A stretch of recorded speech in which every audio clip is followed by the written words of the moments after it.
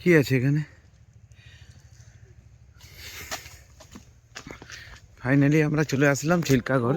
Charge নাই phone করো না। হ্যাঁ করছি।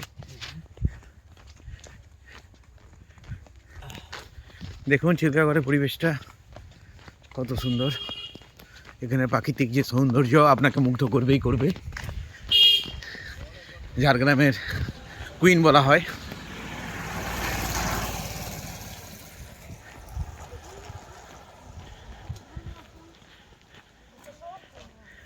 করবে অনলাইন, কিন্তু তখন ওর মান সম্মান লাগবে।